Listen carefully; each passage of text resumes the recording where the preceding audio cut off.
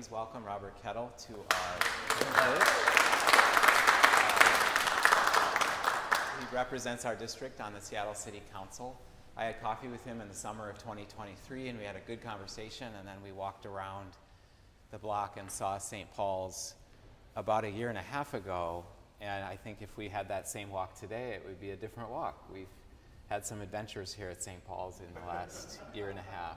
Yes. And you stand in a building that has been here a little over 60 years, and at that time in our history, we made a conscious decision to stay here in Uptown. There was an opportunity to go up the hill and be more of a suburban vibe congregation, and the priest at the time and the leadership, the lay leadership, all said, no, let's stay here. And so it's good to have you here as a congregation that has spent decades working on this neighborhood, living in this neighborhood, and loving this neighborhood. So welcome. Well, thank you very much for having me. Thank I really you. appreciate it. And it's a beautiful building. And I have been seeing this building from the outside for the longest time, partly with our meeting and the challenges that exist, and then watching the renovation. And I'm very happy that this is happening because we need to restore architectural gems on one hand, but also places for a community to come together. And this is kind of the discussion that we're having with the comprehensive plan. So I'm really excited to actually come inside. I really appreciate it. And by the way, if I call you Father, that's okay. Please excuse me. I get that all the time. I am a member of the St. Anne's Parish, and my daughter's a 9-year-old fourth grader at St. Anne's, and so I recognize what the faith communities do, and this is a question that was put forward, is what do we do there? And I think bringing the faith communities together is so important for our overall community. And part of this is coming after the challenge of the pandemic. How do we rebuild community? Because I knew beforehand, like at St. Anne's, there was a lady named Judy who was really instrumental in terms of the network and the work that they did. And the pandemic was really challenging for everybody. So it's like, how do we bring this together? The work that you do with your pantry, the same thing at Sacred Heart with the Queen Anne Food Bank. All that kind of work is so important for community, and I'm seeing it sprout up. By the way, I've been to a Scouts event for Eagle Scouts. Seeing the community again for these young people to become Eagle Scouts, or just having an old-fashioned Queen Anne Little League parade.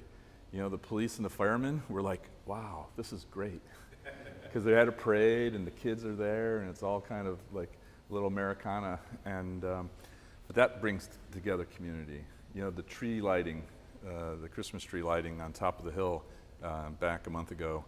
These are the things that we need to do to bring community. So I really appreciate what St. Paul's is doing on this front. And to your point, it's really important to have it in this kind of more downtown, uptown, but downtown area. It's because it's a growing area, and the people here need to have this access just as much as I do with St. Anne's. So thank you for having me. Yeah, thank you so much. So what we'll do is sit down and ask some questions, and I just want to advise you that you can't be loud enough. Okay. So we're kind of old school. It sounds like my voice is carrying because there's a bit of an echo. All right, I'll go louder. Okay. Well, that's deceptive because I'm hearing a bit of an echo, so it sounds like I'm speaking loud enough, but I'll go louder. They didn't have microphones in the Middle Ages, and so to make sure that everyone could hear, they sang, because the sung voice gets all the way across the room. So if you want, we could chant the rest of this town hall. That would be very St. Paul's, on brand. You don't want that? You don't want me singing. For whatever reason, my father was able to sing. My brother sung professionally. My other brother sings, but for whatever reason, it skipped over you. It skipped over me. I don't know if it's a lack of training or that gene just got skipped over. Yeah, so. That's a shame. Anyway, it's good to have you here. Thank you. So I'm going to ask you some questions, and then folks have gotten little index cards, so if you haven't had a chance to submit a question by email, this will be your chance, but I'm anticipating that we won't be able to answer every single question because we live in a finite universe. And so if your question is not asked, I will ask you what they can do if they have a question that didn't get asked, and is there a way? So.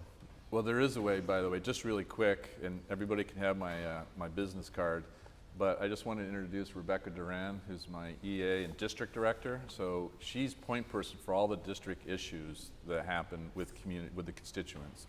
And so, when you call or you email, most likely you'll hear from Rebecca, because just so you know what a council member does, a council member goes from one meeting to another meeting to another meeting to another meeting. There's days where I don't even sit at my desk, never mind get on the computer. My team is really important, and Rebecca is key in this area. So I just want to introduce Rebecca over here, my aide. If you email him, I'm going to see it first. Okay. Yeah, so, be appropriate. Well, thanks again. It's good to have you here. So the first question is actually from me. I gave myself the honor of the first question. If you could identify one personal goal you have for our district, a goal that drives your work as our council member, what might that goal be? What lights you up? What gets you to work every day? Making a difference for our city. I want a city that is safe, vibrant, thriving, and I thought the city was not going in that direction. And as I mentioned, I have a daughter in 4th grade, so back when she was in 3rd grade, I was looking at her. I want her classmates, and the kids of the city to be able to grow up in a city that is safe and welcoming to them, welcoming to all. And that is kind of like the driver. And I'm a retired naval officer, for those that don't know. I was a retired Navy commander. I had 2 tours in the region, first in the early 90s in an A-6B Prowler Squadron up at NAS Whidbey Island, Naval Air Station Whidbey Island. And because of that experience, coming down to Seattle in the early 90s, I was at our embassy in Moscow in Russia, and my senior SEAL duty assignment was either going to be Bremerton or Norfolk. And as I tell people, I chose Seattle. So that's, by the way, the reason why I'm here, because that's when I met my wife. But that idea of service and public service still rang true to me. So and by the way, she's a civil rights attorney, and I came back to Seattle after I retired and went to the Evans School at the UW. Again, the idea of public service and governance. And I volunteered in community in terms of the public safety challenges, to include here in Uptown, like working with Uptown Alliance, Tidy Uptown, and the like. And that kind of public service piece is what I wanted to continue in this job. And it's really, that's really the focus in terms of why. The motivation is having a daughter.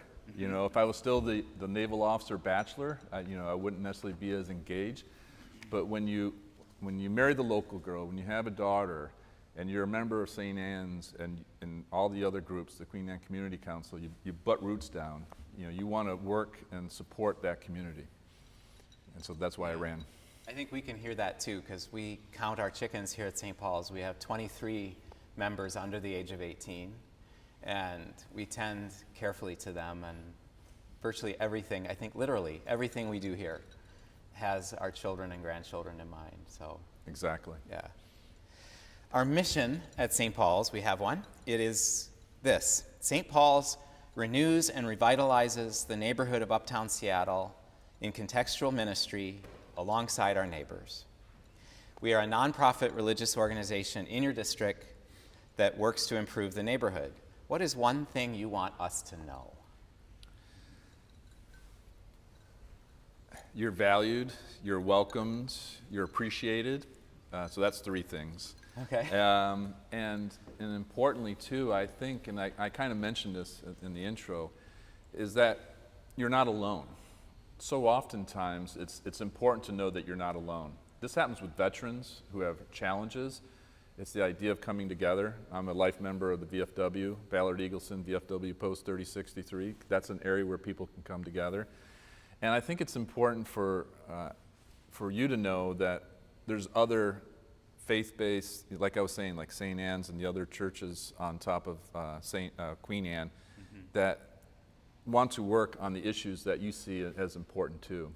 And in some areas, each neighborhood is a little different, and so some things may be more of a challenge or something that needs to be focused on. But I think it's important to know that you're doing great work, but that you're not alone, and that you're part of an overall effort that needs to be tended, you use that word, by the city council, by the mayor, by the city government to be supported. And by the way, that's an important point, because I support not just the groups that we have supporting those that are in need in our community, the different organizations that are contracted through the city, but I also support the Salvation Army and their street level program. I support the gospel mission down in Pioneer Square and those pieces too, because I think it's important to embrace everyone that's in this, this arena that's looking to help those that are in need, both outside and inside. This is kind of a related question from another person. What is your vision for strengthening partnerships between the city and neighborhood institutions like St. Paul's that are actively working to improve community safety and well-being? Well, the first thing is being here. And so again, thank you for having me. It's really important to come into community, to actually walk in and not just drive by or walk by and just see it from the outside. I think it's important to be here and sit here. The other thing too is I come from the community neighborhood perspective. I served for 8 years on the Queen Anne Community Council, where I chaired the Public Safety Committee. So I was working all these public safety issues on the top of the hill, upper, lower, uptown, Inner Bay, Westlake, working all these issues. And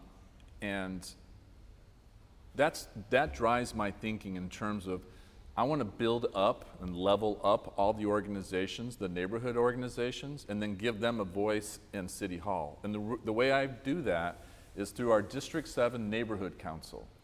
I stood this up at the beginning of last year, and we meet quarterly. The next meeting is going to be at the end of the month. And what we do is, it's a council of councils. So invited is the Magnolia Community Council, the Queen Anne Community Council, East Lake, South Lake. For whatever reason, it's Uptown Alliance, not Uptown Community Council. I kind of know that actually, but it's Uptown Alliance, the Denny Triangle, Belltown, Belltown United, Belltown Community Council. And we just created a Downtown Community Council because there's so many residents downtown now compared to 20, 30, 40 years ago. And they need to have a voice too. Mm-hmm. So just establishing the Downtown Community Council is important, but what's also important is bringing them all together quarterly so they can meet each other, learn from each other, because each one has different strengths.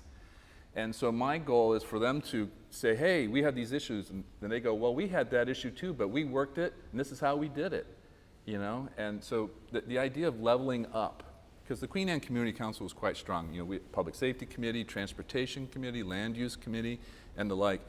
And it's not just those kind of broad-based groups too. We also have like Seattle Neighborhood Greenways participates.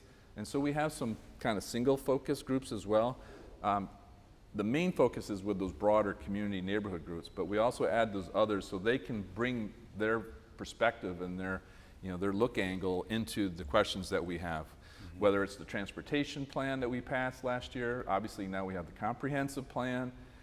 So getting the input from the community is really important. And it's a chance for me to say, hey, this is what's happening in City Hall. We've had a little bit of a mixed experience with Uptown Alliance and some of the other neighborhood organizations, because sometimes we're acting at cross purposes or we don't share the same goals. I guess I would wonder, how do these councils reconcile that? Because like some of the folks around Uptown are really just interested in, let's clean up the sidewalks, and others are, like us, we have a mission with these neighbors who are unhoused or who are struggling. And so sometimes tensions can rise in those situations. And you can have tensions in City Hall too, Yeah. Trust me. Or online. You'd be surprised about how many comments have been directed to me. And I know there's some questions too about this subject area. So to answer your question this is how I approach it. I approach it with, we have to lead with compassion. We have to start with empathy and some understanding. I think that's how you start. But we also have to have compassion. And in addition to compassion, we need to have wisdom. And the wisdom piece is, hey, we need to look out for the community, the neighborhood. Because if we solely focus here and we forget to address the broader piece, then you can have a situation where a neighborhood dies, and then in the long run, that community can't support those that are in need. And so this kind of combination of compassion and wisdom is what I do in terms of my approach. So for example, and there's other areas that are much more immediate, much more difficult than here, trust me, that they are. And you know, when these businesses are all closing, you know, and everything else, and residents are getting attacked, and some of this can happen here too, but what's happening in other neighborhoods in District 7 and around the city, it's much worse. And so we have to have that kind of start with compassion, but then it's also that kind of tough love kind of piece too, where we can't accept this behavior because of the impacts, because these other folks weren't asking to become a victim. They weren't asking to be hurt. They weren't asking to lose the, you know, their neighborhood business and so forth. And so a key is, and I get hit a lot because I tend to be associated with the public safety piece, but then there's also the human services piece, which parallels my point about compassion and wisdom. So for example, I know there's a question about this, you know, there's individuals, women, girls, sadly, girls, who are at risk on Aurora, and it's terrible. And you know, every time I see them, I'm like, I think of my daughter, you know, 9 years old. What were they like at 9 years old or 8, 7? And God forbid my daughter was in the back seat with me, and so I avoid the area, which impacts the community. But at the same time, and this is the point that doesn't get recognized, is that we're also pushing on the human services side. There's no way that there would have been a $2 million plus up in that budget for those that are impacted by commercial sexual exploitation. But because we were pressing on public safety, we created a space to push forward on the human services side. So we had that plus up. And then on top of that, my colleagues, we added to that. And we're putting attention on it. We're working with groups to give that human services side to those women and girls that are in need. Not all, there will be some that choose to do that, but there's many that have been, you know, brought into that. So that's an example where compassion, wisdom, public safety, human services. It can't be just one. You know, as I've said, if you've heard me on the campaign trail, you can't succeed in public safety if you don't succeed in public health. And public health, and a lot of times is, you know, behavioral health, addiction, and I know everyone here knows that you have had a front row seat to that challenge here at St. Paul's. Yeah. There's a question related to that here. And the person says, can you reconcile that your supportive stance on soda or soap laws can punish victims of drug addiction much more harshly than the enablers or dealers? Your position can be seen as sidestepping the real issue and excluding people from areas only because they might do something. So I read this question, so thank you. I'm not sure if the person's here, but what I will say is a challenge for me is that the bills are presented a certain way by those that are for and against it. And those that are against it, they have their point and they push it. But the bills are very different. So take soda. I support diversion, 110%. So out of 10 people, if 7 get diverted through LEAD into some type of treatment program, I'm okay. Could be 6, could be 8. Whatever it is, I support that.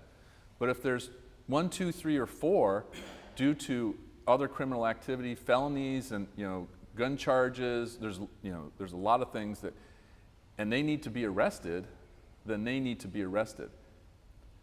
And they're the ones that go to the court. And then the judge decides on the individual merits whether to do a soda order, a stay out of drug area order. So that's kind of the sequence. So those that are truly in need with addiction or behavioral health, mental health, there's a big push to divert them to services. And then that 2 or 3 out of 10, whatever that number is, if they're getting arrested, it's because of co-issues. And then it goes to the judge. And then the judge looks at the whole thing on an individual basis before that SOTA order is done. And it's the same thing with SOAP on the prostitution side. I'm just remarking, I'm just having a remark, a moment, because obviously I'm in a house of worship and I'm talking about very difficult topics. And I'm thinking about the time that I was talking to Father Colin a few years ago due to what was happening at the hillside just south of Aurora Bridge that had the drug trade, the stolen goods trade, the prostitution and sex trafficking. I can remember in the meeting talking to my parish priest about prostitution and sex trafficking. It's not something that one thinks about that one would be doing. It's welcome here. We like to talk about that stuff. So, but on the SOAP bill, similarly, in fact, the diversion piece is even emphasized even more to get those women and girls diverted to treatment and to care. There will be some that don't want to for adults, and they have their their right to make that decision. But on the SOAP order, by the way, the court doesn't have, the women cannot get, the girls cannot get a SOAP order. The SOAP orders can only be given to the men, the Johns, or the pimps. And so, but this doesn't get really communicated out to the community, really. And I think it's important to know that these bills have been thoughtfully done in order to attack the challenge, again, looking out for community and neighborhoods with that wisdom piece, but always starting with the compassion piece, and that's where the diversion programs.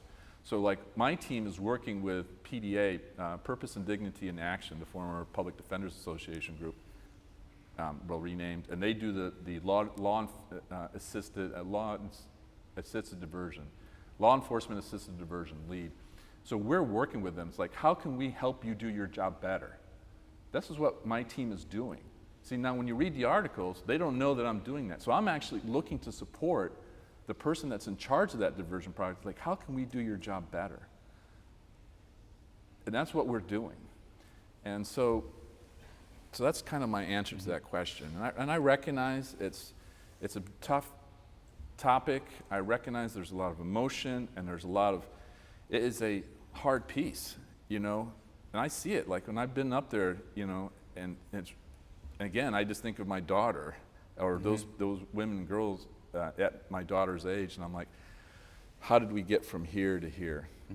And that goes back to community, by the way. That goes back to the Queen Anne Little League. That goes back to the Scouts program. That goes to a church program, whether here or others, that really, reach out to these kids and say, hey, let's walk together because, we don't have what I had as a kid in terms of that village piece, that den mothers, and, Cub Scouts and all, the coaches and all the sports. It's really hard to do sports now, whereas when I was a kid, you had coaches.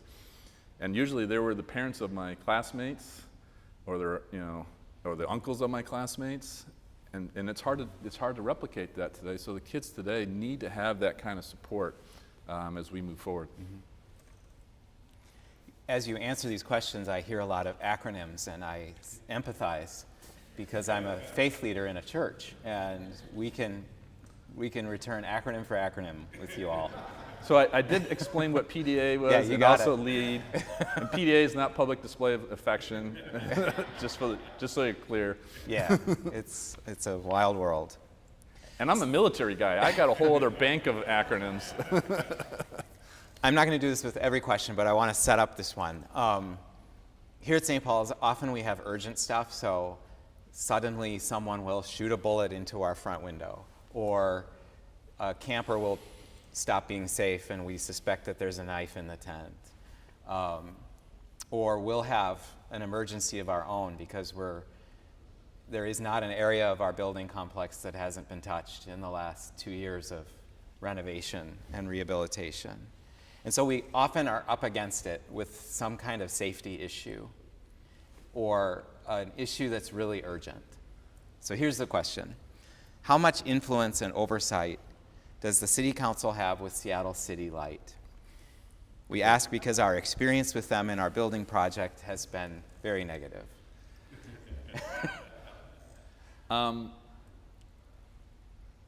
You need to let us know. Yeah. And there's two parts to this answer. One is, and it's interesting, you know, we have a different council now. You know, when I moved here after I retired from the Navy, we had all at-large city council members. They're all citywide. And then we transitioned to district representation.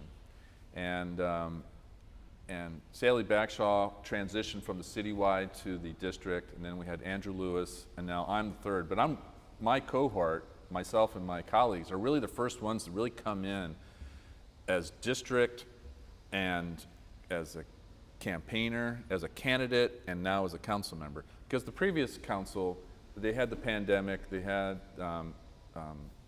the racial reckoning, the protests, and all those pieces. So it was a fraught time period. But for us, and you know, we're moving forward. And so the first thing is, previously, like when I was advocating on top of the hill on public safety issues, like we needed a four-way stop for pedestrian and traffic safety.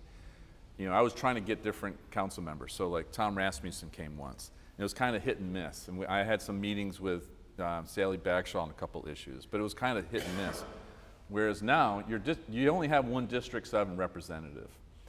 And so you can come to your district representative, in this case, me, District 7, and then we can engage because I meet, you know, with Seattle City Light. You know, I did the confirmation of Dawn Linden, you know, for that position. And I've had discussions with her. I've had discussions with her about some challenges that we have with our electrical system, by the way, and it impacts Queen Anne and Uptown. It's because 60 years ago they put a new system in, but it's old and it's failing. But the challenge is you can't, it's like my old water pipe on my home up top of the hill. They could come in and burrow their way through. They didn't have to trench or anything like that. They were able to come in with the new water system. They can't do that with this electrical system. So basically, they need to dig in, take the whole thing out, and replace it, which is going to be super expensive, super hard, and super disruptive. And so we're working on those issues. And in fact, I was working during budget to ensure that Queen Anne and Magnolia kept their place in line for that work. Because there's other parts of the city that are also being hurt by the, you know, the lack of, you know, consistent and reliable electrical service. But it's also, so that's one piece, but it's also like if they're not doing their job, then I need to be, you know, poking both the mayor's office, but also the department, and saying, hey, I do this all the time on the public safety side, you know, with Seattle Police Department, fire, care. I have 9 organizations that fall under my committee. The police, the fire, the care department, OEM, emergency management. I have the 3 accountability partners, Community Police Commission, the Officer Inspector General, and the Office of Police Accountability, and then, and the City Attorney's Office and the court, the Seattle Municipal Court. So SCL doesn't fall under my committee, but I can either work with my committee chair, but then I can also go direct to say, hey, this is what's going on. Okay. And so part of this is documenting it, and then as my constituent, then you reach out to my office, and once again, my district director will be, and I have tons of examples of this, by the way. You know, there are some issues like with City Light, or, you know, with terms of power lines, but then we've had issues with, you know, SDOT with parking signs and confusing and conflicting signs that our office in the past year, I have to give thanks to Rebecca again, that those things have been addressed. But part of it is we need to know about it before we can engage on it. Yeah. We'll send you some colorful emails. Yeah. And you're not the only one, unfortunately. There's a new trend going on, so I do need to talk to the director of Seattle City Light, because you're not the only one. Yeah. So. Okay. That's good to know. We just lost a window, I mentioned this before, to gun violence, and thankfully it was only a window. What steps are being taken to address gun violence? So, as I mentioned, I chair public safety, so this is really job 1 for me.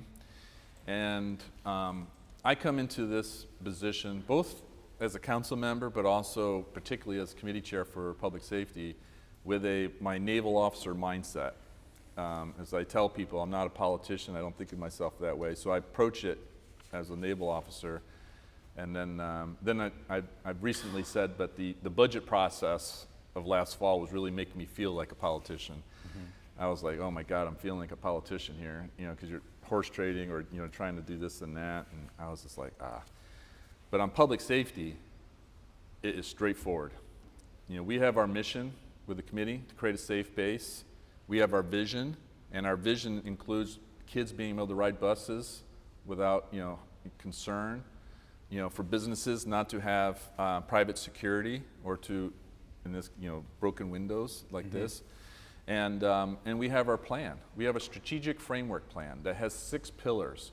And because as I look at all the public safety challenges that we have, to include like what happened with your window, is because we as a community, we as a government, we as a city government, particularly the council, help create a permissive environment. By saying no, it kind of goes to the earlier question. Yes, compassion, but then the wisdom piece. If you're just doing this and you're saying, oh, well, continue doing what you're doing, and then it's like, okay, that's okay, then, and as one of my colleagues said yesterday in a transit security meeting, because as you know, one of the KC Metro bus drivers was killed. Next thing you know, we're allowing fentanyl to be smoked at the back of the bus. We just go. Or we allow somebody to strip copper wire in the back of the bus. Or we allow the trashing of our neighborhood. This is where Tidy Uptown comes in. And I recognize there can be conflicts in terms of level of effort and so forth. But that's important because when that work is done, we're saying that is not acceptable. And so therefore it's not permitted. And then that shrinks the permissive environment. And to see the permissive environment first and foremost is leveraged by the criminal set. There are those that are in need because of their addiction or behavioral health challenges or all the above, emotional, whatever it may be. But there's others that are criminals, and they leverage that permissive environment to their advantage. So there's that piece. And then you have the random acts of violence. Like when I was a candidate, I remember Ina Kwan being killed on 4th and Lenora, where the old CVS used to be, where a man just came out of nowhere and shot her and her baby. I mean, she was 8 months, 9, close to term, and died. And that's another consequence of that permissive environment. So my job is shrinking that permissive environment. And the number one thing is we need to build up the numbers of police. We've lost so many, but we need to do it the Seattle way. Constitutional policing. That's why we have the accountability partners. We have all these reforms from the consent decree. And so that's pillar 1 of my plan, and that is huge. And then I also have ordinances, fixing ordinances, vacant buildings and lots, graffiti, public health, like working with the county and the state to do what they need to do in terms of mental health and public health to aid us in this effort. And then generally for us to work together on the issues with the county and the state that we're facing. And so this is very important. And as like an anecdote, we passed 11 bills in the Public Safety Committee, well, in the council, I should say, in the council. 8 were in my committee, 2 were in a committee that I vice chair, and then we had a labor agreement that was really important for this. And one of the bills was the Vacant Buildings Abatement Bill, which gave the fire chief the authority to tear down a building that was a public safety threat. Tear it down. We put some seed money into it. Basically, we then bill the owner, and then if the owner didn't pay, then we put a tax lien on. That is shrinking the permissive environment. And you know what happened? And I need to get an updated number, and we just passed this bill in March, April, whatever it was. In September, ahead of the budget season, I was talking to Chief Scoggins, chief of the Seattle Fire Department, and he goes, sir, council member, he goes, I have been able to get 17 buildings taken care of. You didn't necessarily have to demolish them, but just getting proper fencing or whatever the remedy was, 17 buildings. And he says, you know what? We wouldn't have been able to do this last year. We couldn't do it because last year they didn't have that. They were more permitting it to happen. Whereas like, no, we cannot permit this to happen. So we passed the law, we gave the leverage to the police, to the fire chief, and then we had 17 buildings, this is in September, so hopefully more, to do those. Because not only are they public safety threats, by the way, And one of Chief Scoggins' motivation too is that when people go into the buildings, they compromise the walls, like pulling the copper wire that I was mentioning earlier, or they're having little fires in there. And so when a firefighter goes in, he sees a structure based on his training, he may say, okay, I have a few minutes. But because of those compromises, he may only have a minute, but he doesn't know it. And you know, we don't want to lose any firefighters, but we also don't want to lose any neighbors. And those are also threats to neighbors. We could see that on Madison downtown, on the east side of I-5. In addition, and I did this as with Councilmember Tammy Morales, because in District 2, they're also blighting the neighborhoods. We're trying to revitalize these neighborhoods, and these vacant buildings were a blight and kind of a headwinds in terms of doing, advancing, you know, economic recovery for a neighborhood and bringing it up. Well, speaking of houses and housing. See that transition? That's right. It's like we've done this before. That's right. We're interested in how we can assure that as we add density, that enough of the new housing is truly affordable. Also making sure that our neighborhoods incorporate green spaces and nature and neighborhood groceries to avoid food deserts while adding new housing. Is the City Council insisting on getting the data on how the density we are adding actually addresses affordability? So this goes to the comprehensive plan that we're going through right now. So we're in the process of upzoning throughout Seattle. And part of this is being driven by state law. There's a number of state laws. The most focused one is House Bill 1110, HB 1110. And so we're doing that. And the mayor's created a plan. OPCD, the Office of Planning and Community Development, has created this plan and working with the other departments on the executive side. Now, we should have had this about a year ago, but we didn't. And by state law, it has to be done, you know, by June 1st. And here we are in January. We still don't have our final environmental impact statement. And so we're in a bit of a bind. But to that question, so first is we will be upzoning. So we will be densifying. And I do support densification.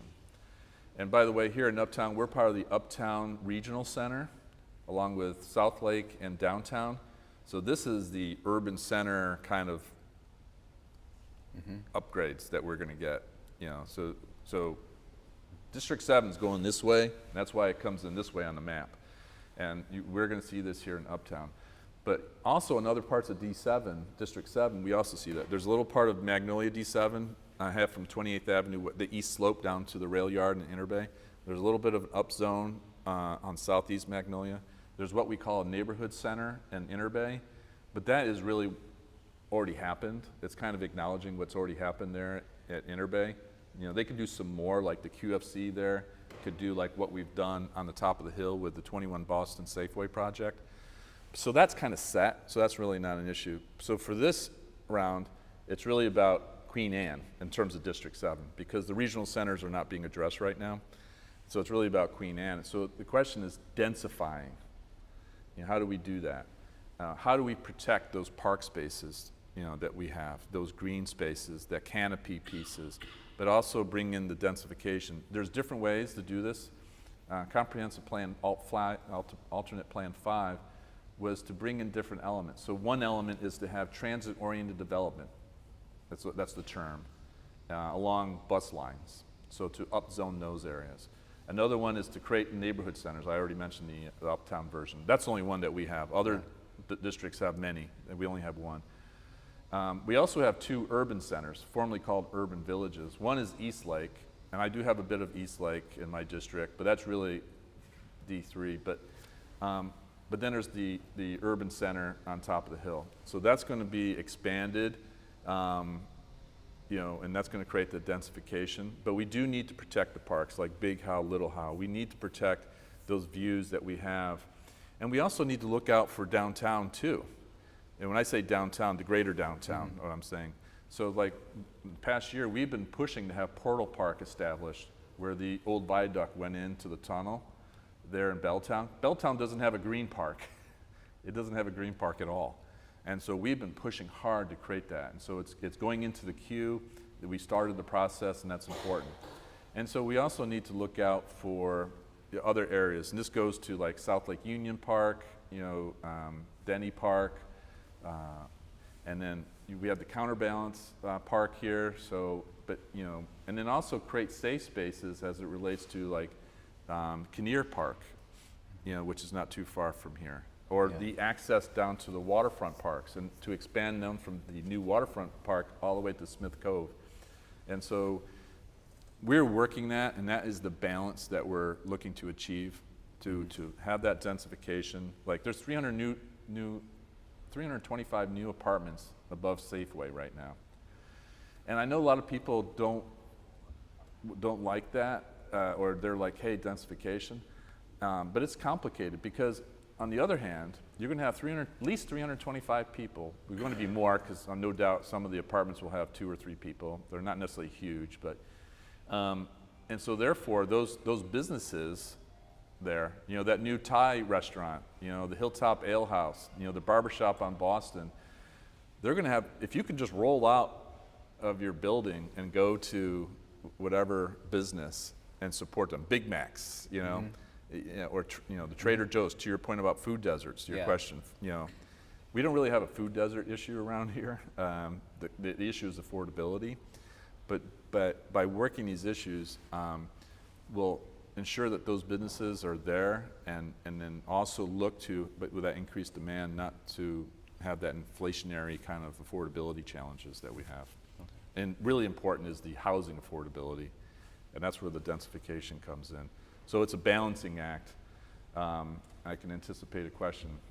Are any of the apartments on the Safeway project required to be affordable for somebody who's working a regular job? Yes.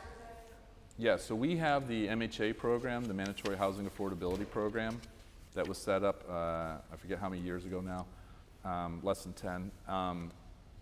And so the developers have a choice with the MHA program.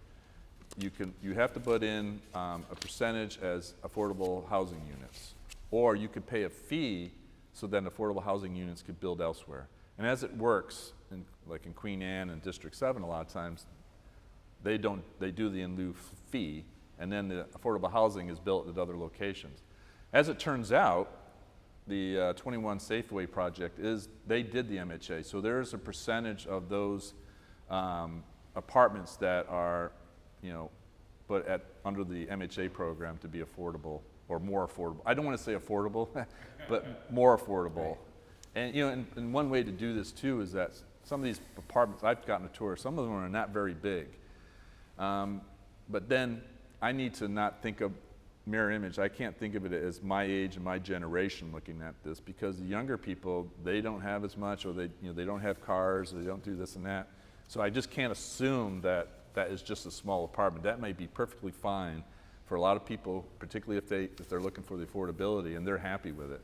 Particularly if they can just roll out and go to a neighboring business and, you know, coffee shops. So we have 1 million coffee shops on top of the hill, for example. And the same thing here. I was just at Cafe Ladro. You know, so if you can roll out and go to there to have that kind of space, you know, that kind of change up, you know, that might be good. But yes, that project did work with the MHA program. So I'm going to ask another question, but at this point I want to ask Chris, are you interested in collecting index cards? And then just bring them up to me and I'll see if I can get at least 1 or 2 from folks in the room. By the way, as a former, I'm going to use this time to ask a question. As a former naval intelligence officer, key to my intelligence briefings was knowing your audience. So in terms of my audience here, are you primarily in the uptown area or the greater downtown area, or are you coming down from the hill? Okay, for those that are coming down from the hill, please raise your hand. Okay, so how many are from like uptown? And then, or other parts of the greater downtown, South Lake Union, Denny Triangle? Okay. And then how many are from beyond? Oh, we got a few, okay. Yeah, so a little bit of destination parish vibe here. Well, if you're a destination parish, that reflects well on the parish. Yeah. We are. Yeah, in part. 1 second, before you do that, I want to ask about trees. We have a question about trees. Yes. And we at St. Paul's have several trees in our property, and I think it's possible that we are one of maybe 2 green spaces in Uptown. and the other one would maybe be Seattle Center. Like there's a grassy knoll in Seattle Center, and the Counterbalance Park. So this is about it in terms of green space. Yeah, because Bayview Kinnear, the boundary line between Lower Queen Anne and Uptown is such that that may not count for Uptown. Yeah, yeah. I do and know so- my district, by the way. And so I just wanted to prove that right yeah, there. Yeah, you're doing great.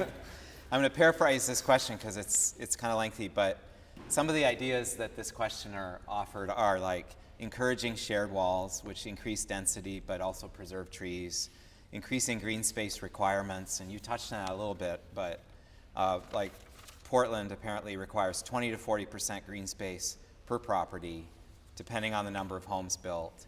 Introducing impact fees. So 70 cities in Washington use impact fees to fund parks in frontline communities. Requiring a new draft environmental impact statement. The current DEIS does not analyze the impact of increasing hardscape allowance to 90% citywide. Can we make sure a new DEIS looks at these impacts? So shared walls, increasing green space, introducing impact fees, a new DEIS. Are these ideas things you'd want to pursue? Or do you have other ideas? Trees are nice. We like trees. I love trees too. Except for that one. I still love that one too. Okay. Two-part answer. One is, again, I was an active member of the Queen Anne community before this job. And one of the things I worked on as a community member was the Seattle Children's Home, which is on 10th Avenue West in McGraw, West McGraw. And it pretty much had half a block, or actually more than half a block, 2/3, 3/4. And they couldn't afford to be there anymore, and they wanted to go to South King County, so they sold the property. And they came in, they did, and then the developer came in, and they came in saying, we want to put in 65 units here, and they would, all the things that you're talking about, like in that question, would have been gone in terms of the green. And there, massive elms on 9th Avenue West. There's a massive cedar on 10th. There's these big firs scattered, particularly in the corner of McGraw and 9th. And we were like, whoa. And so we engaged that developer and the local developers that were working with them. It was a national developer that did it mainly. And so we worked with them, and we engaged with them, and we offered them, hey, some good ideas. One of them was, put your entrance where the alley would have been, because they vacated half the alley 100 plus years ago when the Seattle Children's Home was deeded to them from a wealthy family.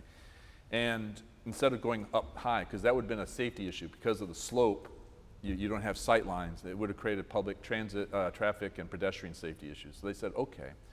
And then there was a plot of land, public land that came off the alley that remained. And I was like, hey, this is public land. Why don't we propose, and I did, that we create Queen Anne stairs here? And they said, okay. Now, in doing that, I'll be upfront with you. I was hoping that they would continue from 10th Avenue up to the alley, from the alley up to 9th Avenue, all the way. And they did. And what that did as well was created a gap. So it wasn't just one long development of townhomes. It was kind of broken up. And they did that. And they kept the trees. And the trees are still alive. And so it's an example that we can do densification. So they shrunk the numbers. Ended up being 58 townhomes and 2 cottages. Only one building on the corner of McGraw and 10th remains from the old Children's Home. So we got the densification, and you guys can all drive up there, 10th Avenue West and McGraw, and you'll see, by the way, you'll see that big cedar on 10th. All the townhomes are like this, and then all of a sudden there's 2 townhomes that are like this way to accommodate that cedar. And there's another tree there too. And this is what engagement can really, bring results. And I think that's important to protect those trees, because that area has kept those trees where other development parts have lost the trees. So that is a key piece in terms of engaging. And so in terms of what we're seeing now, we had the tree ordinance passed last year with the old council, and that ordinance might be fine, it might be good, But the problem is if it's not enforced, it doesn't matter how good it is. And I worry that enforcement is not keeping that ordinance achieving what it's supposed to achieve in terms of maintaining tree canopy or actually trying to grow it and the like. And that is an area where we have to have that enforcement. Now with the comprehensive plan, this is my mindset. So I already have about 4 or 5 amendments for the comprehensive plan in my head. And actually not just in my head. I spoke to Councilmember Hollingsworth, who chairs the select committee, about this with her team. And just to give her a heads up in terms of what I'm looking at in terms of amendments. And I don't want to go into details of the amendments right now, but 2 of them relate one way or another to trees and greenery. It may not be what some of you want to happen, but it would be net positive in terms of not going far enough, but those 2 amendments I have in my head right now or are planning on will be beneficial in terms of green space, canopy, and the like. But there's other opportunities in terms of the shared walls point and the like. I will admit, I'm a public safety guy. I'm a retired military guy. I'm not a land use expert, despite working on like the Seattle Children's Home project. But I do think there's probably some area that can be worked on in that area. The person who wrote on this card knows me and knows how to get their card to the top of the stack. Here it comes. Will there ever be a dog park on the top of Queen Anne? Sharon? Is Sharon here? Sharon? Okay. Do you know Sharon? So you tell Sharon that I was looking for when the OLAs came up, off-leash areas came up. So, see, acronym? Yeah. Off-leash area. Oh, yeah. I got 10 more. And we are in, I brought this up to Parks Department, and it's really hard. One potential option is to, and by the way, I used to be a stay-at-home dad until I got this job. And so when our daughter was born at Swedish, another thing that helped make me a Seattleite, although that wasn't completed until we got a Subaru in the driveway. And now I am a full-on Seattleite now. So I would take my daughter to all the parks.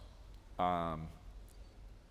I know the parks. And there's some parks that are not well maintained and that may offer an opportunity. So for example, like right now we're really working big house. So we want to redo the lower area with Parks Department in terms of artificial, and then redo it so it's year round, and also to help girls sports, because sometimes they're not my wife's a civil rights attorney, Title IX expert. We have to ensure that, and I'm a girl dad too, so that balance. And then also working in a private-public way in terms of the main Little League field. That area, by the way, came up in a recent report as having the most off-leash dog complaints of any park in the city. So, and it's an issue because if your child is playing soccer and falls over in a place that 2 hours ago was where a dog had gone, then that's a problem, and people need to understand it. And we cannot have that once the new turf comes in. And so an option may be to take those programs that on the lower level of Little Howe Park, the East Queen Anne playfield, and bring them into this new improved Big Howe Park, because they'll be situated better in terms of lines and more efficient in terms of getting more out of the same area. And then that lower area might be an off-leash area. That's like the one option that's kind of viable right now. Otherwise, you have to go up go up Dravis up to 28th Avenue, hang a right, and just inside District 7 on the line is that one dog park at the top of that Magnolia slope there. Yeah. So I think I want to do a few lightning round questions. Is that all right? How much time do we have? We don't have that much more time. We have about 14 minutes. And there's a few that I think we could do clipped answers to and still answer the question. Do you trust me? Yes. Yes, and I did say at the beginning, I think more as a naval officer, not as a politician. So politicians can't answer usually in short sentences. That's right. That's right. Well, here's one. When will people be able to give input to you on the comprehensive plan? Today. Today. How do they do that? Via email, via letters. By the way, on that, oh no, I can't do that. That's okay. Yeah, keep I it was in go- mind though. Put a pin in it. Okay. Okay. And related to that then, what is your office's policy on responding to communications, emails, phone, letters from constituents? What should we expect when we reach out to your office? Might be a question for... No. Oh, you could take it. You could take it, but I have to do the introduction to that. In my naval career, I have been in like 5 wars between my naval deployments. A little over 20 years ago, I was in country Baghdad. I deployed out of Bremerton on the carrier in support of Iraq and Afghanistan. I was at European Command for the intelligence officer that reported to General Clark during Kosovo. And in addition to that, I had 2 years in Moscow, like when they invaded Georgia, which you can imagine what that was like. So I've had a lot of hard jobs. And being a council member is a hard job. Okay, that's not the issue. You know the challenges, besides the family work-life piece, like my daughter would rather have me be a stay-at-home dad, not a council member. But the main challenge for me is the volume of topics, the volumes of issues. Whether it's City Light and in St. Paul's, whatever it is, there's so much volume, and there's so many people who come in. I get hit on public safety, like people come to me, like tell me this happened to me, this happened, this here, and now the comprehensive plan is like another example. It's like, hey, we have this kind of dual thing, like we need to densify, we need to think, 20, 30 years ahead. But these are, like I said last night at the Queen Anne Historical Society, public safety issues, these issues related to your neighborhoods, they get people right in their heart. And so they come out, and with all the other issues too, so there's the volume. And I told you, I don't get a chance to sit at my desk often, so it is the challenge of responding to that. And that's why I have my team, and some of my chief of staff, my policy guy, they may do some, but Rebecca, so first thing is, we're in the office compared to the old council. 2, we have reply, an instant reply saying, hey, if you need this or if you need that, go here or there, or here's some helpful information. But then Rebecca, as my district director, will do it. Would you like to add? Yes, I will. Okay. So, if you have Speak loudly too, because Yeah. you're not on mic. Thank you. bringing out that old drama training, this is great acoustics for that. So if you are writing specifically about the comprehensive plan, the more specificity, the better. We've gotten emails and they're just like, I'm against upzoning in my neighborhood. Okay, that's good to know. Tell me why. Because if there are questions that we can phrase for when he's in select committee, that's helpful. If it's regards to a issue like what's happening with Seattle City Light, please tell me, please be specific. Any additional documents or email chains that you have, the better. If you're like, SPD didn't come when I wrote about this very scary thing that happened, that's good for me to know. A lot of times, my job is to make sure that your concerns get to the right people. So you email me, I send it to our liaisons with SDOT or with SBCI or Seattle City Light, and basically go, what can you tell me about this? When it comes to a public safety issue that's happening, where you, like, for example, you called SPD and SBDI didn't come, or SPD didn't fully address the situation, that gets sent to the captain of the West Precinct. Related to that, if you don't want more names to be in the email that gets sent to the captain of the West Precinct, please tell me. Otherwise, I'll just be like, here you go! And sometimes that's not always a great experience. So all of this is to say, the more specificity, the better. Especially if there's a question that you would like answered. A lot of times, my answer is going to be, I have escalated your concern to the appropriate department, and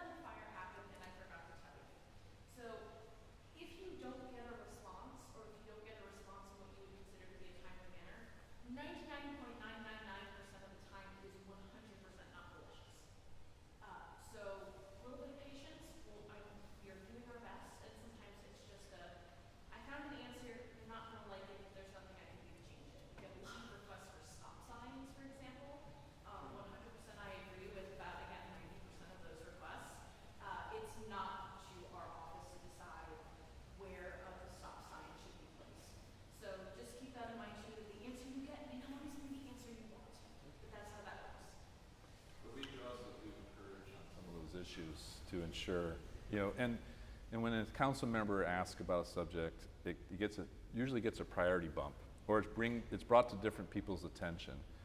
And, and sometimes, the answer is the answer, just out of basic engineering or whatever it is. There's some things like with the power line example, I'm just like, yes, you can only do so much, and sadly, this is what it is. You have two options, and sometimes people like to have a third option, but that's just, so there's elements like that.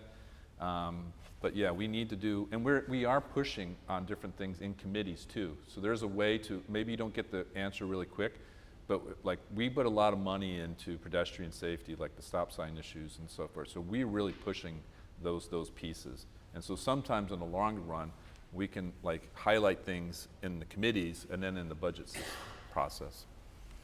This is kind of a lightning round one.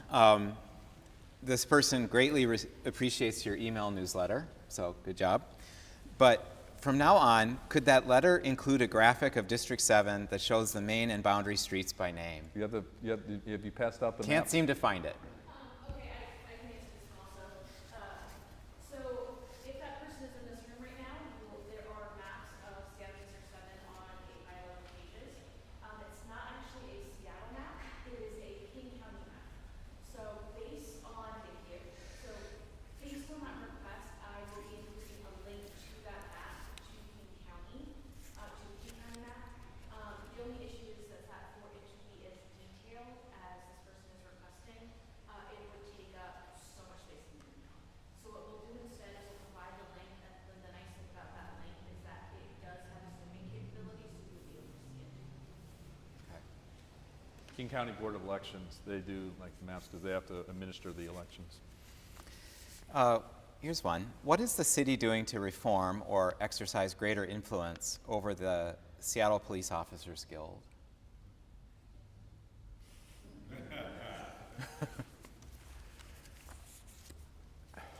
This is difficult because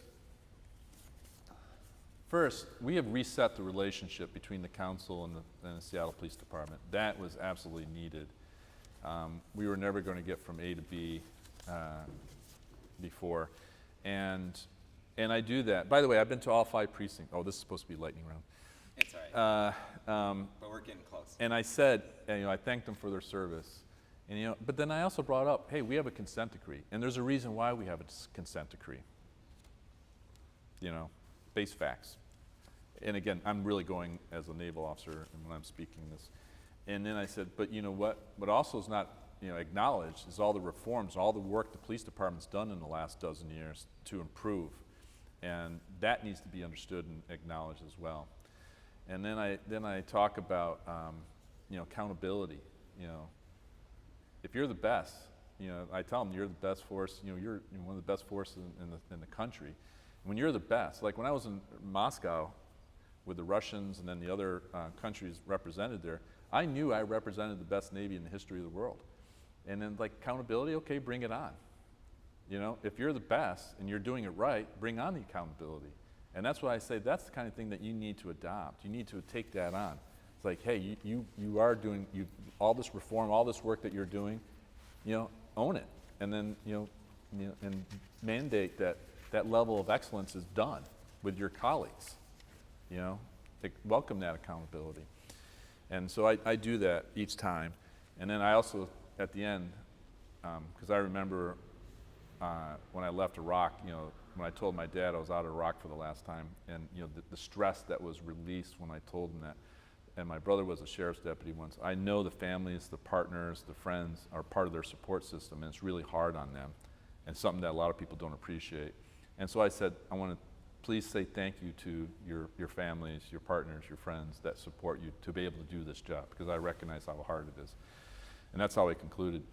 And so we have a new relationship with the police department. Now the union has its role and its prerogatives and its objectives, and they're negotiating, for lack of a better word, against the city. And we're trying to do the more accountability pieces to it. And again, welcome the accountability. But we need, state law says you can't do it.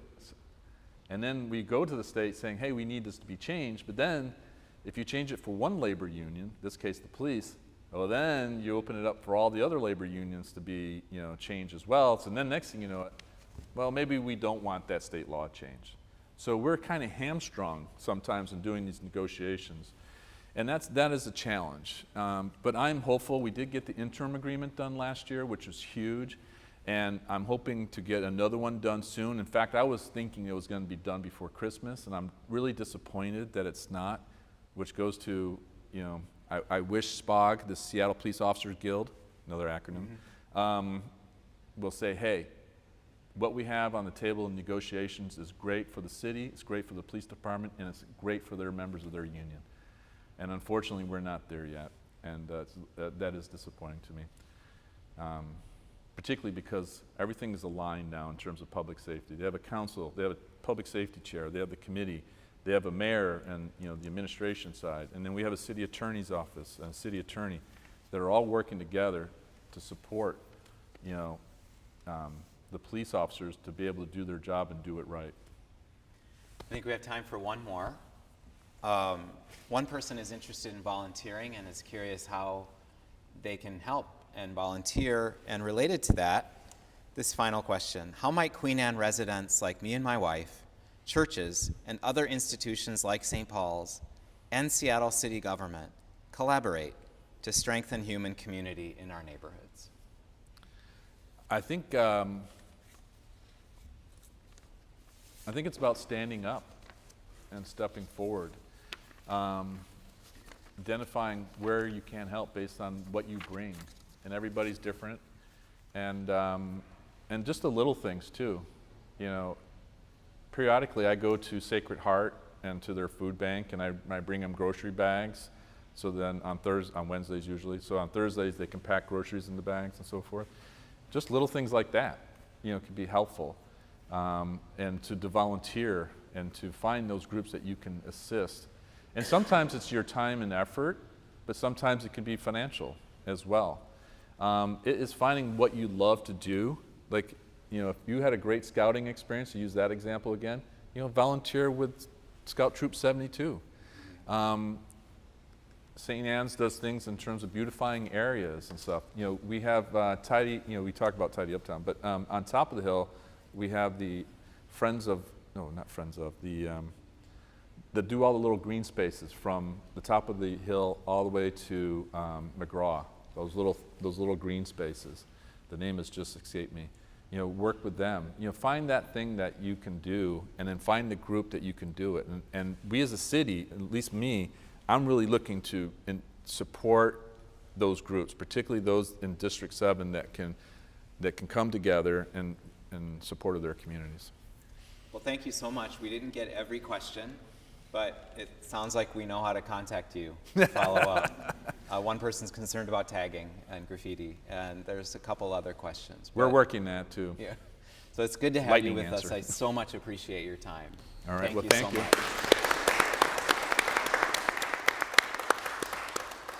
I appreciate it. Maybe next year come by again and Yeah. we can that'd be see great. how things change over the course of a year. That'd be great. Thank you so much. All right, thank you. Thanks, everybody. Appreciate that. Thank you so much.